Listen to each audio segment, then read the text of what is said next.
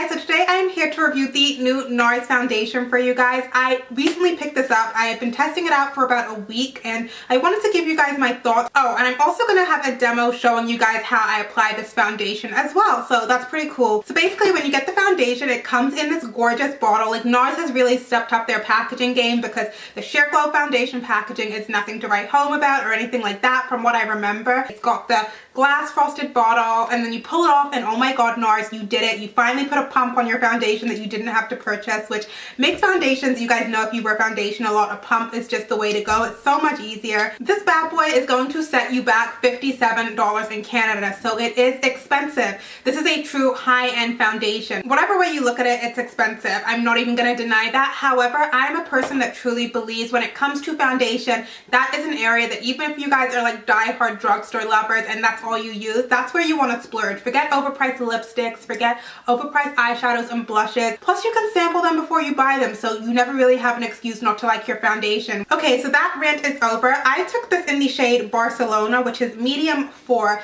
In my NARS Sheer Glow, I used to be Stromboli, but Stromboli was extra yellow toned when I got color match for this. So I first got a sample. One thing you're going to notice with this foundation when you get it in the bottle more so than the sample is that it is very liquidy. It is extremely runny. Like when you shake it up like so, you're going to hear the liquid kind of shaking like a water bottle, but the runniness or the liquidiness doesn't compromise. It's not thin or anything like that. It just blends really beautifully on the skin. You are going to definitely need to shake this foundation up pretty well before you use it every time you use it, because what happens is the foundation kind of separates whatever the ingredients are. It will actually separate and you can see it. All NARS foundations, even Sheer Glow and Matte, NARS makes his foundations so that they are meant to be applied with the fingertips for best application.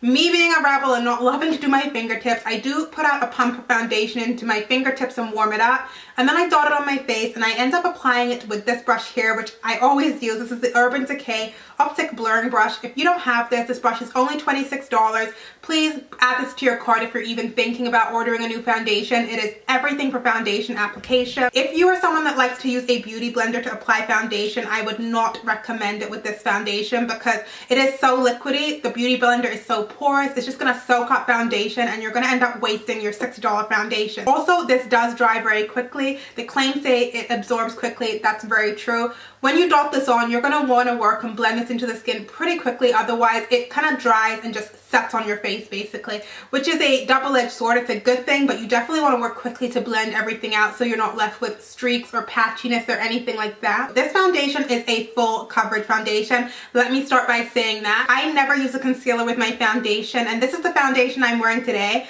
I used one and maybe a little bit of like what was left on the cap, so just over one pump, and you can see the coverage it has given me is amazing. Like, you can't see any imperfections. I do think it is a true flawless finish. They recommend one pump because a little goes a long way. The first time I used this, I used it from my sample and I didn't have a pump. I didn't know anything about it, and I went on and I was kind of like, holy shit, I applied way too much because you need way less than a traditional foundation, and it is very pigmented. The color is just strong and full coverage, and so I almost thought I was going to have to take it off the first time I used it because I wasn't sure. Like, I was like, wow, like this is pretty intense. I also really love that this has no SPF in it. That is a huge deal because especially when I'm filming videos now with my ring light, all my other foundations that I love, like the Dior Star and the YSL Fusion Ink, both have a pretty high SPF factor in them, which is great for every day because I look in the mirror and I'm like, damn girl, you're looking good. That's a good color match. But when I sit in front of my ring light and film or take flash photography pictures, they will give you that flashback. So sometimes when I'm filming and I'm wearing the Dior Star, you guys tell me I look casket sharp, which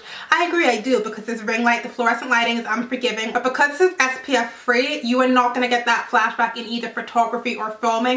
So this is the perfect foundation for events when you're going to be photographed, proms, at weddings, anything like that. Also, one other thing to note is that this foundation will cling to dry patches and accentuate dry patches if you guys suffer from that.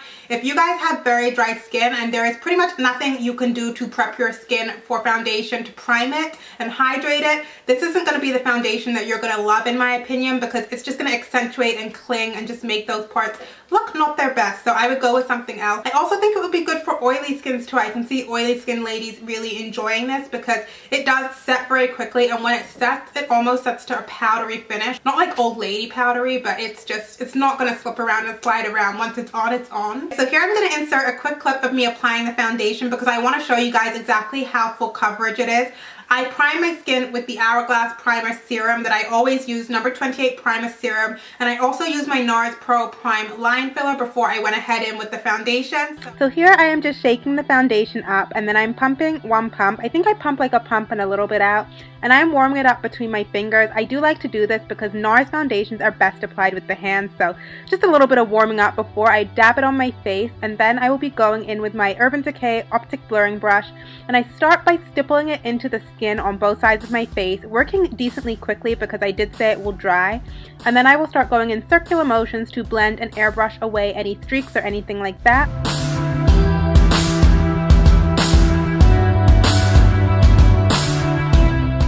So I just put you in fast mode just because it's kind of repetitive stuff, but I did not want to cut any of the clips out because I really wanted to show you how the smallest bit of foundation has gone the longest way and how beautifully this blends out. So I just sped it up for you guys. And I do see I have a little bit of a dry spot where it clings to right there on my cheek, but I did pick that off after. But I just, again, that kind of shows you guys what I was talking about in the review. And here's just a shot. You can see the before and after and the amazing coverage it gives. It's like seriously such great coverage. I love it so much. Personally, me, I would still call this a semi-matte. It is dimensional and it's not a flat matte on your face. However, it is not super dewy either. I just think it reflects the light pretty nicely and doesn't look like a heavy foundation on your face. So something like Giorgio Armani Luminous Silk, this isn't as luminous as that at all. I find Luminous Silk to be a more heavy foundation and definitely more dewy and glowy. But if you're oily, I know a lot of oily girls, when they hear the word luminous, run in the other direction. You guys don't have to worry because it's just trying to mimic how light would bounce off natural skin, in my opinion. Now the wear time, this is marketed as being a 16-hour all day long wearing foundation. I will tell you that this foundation does last a long time and it has not let oils break through or anything like that. It looks pretty perfect. However, that being said, right now it is winter and it is negative 38 degrees Celsius outside.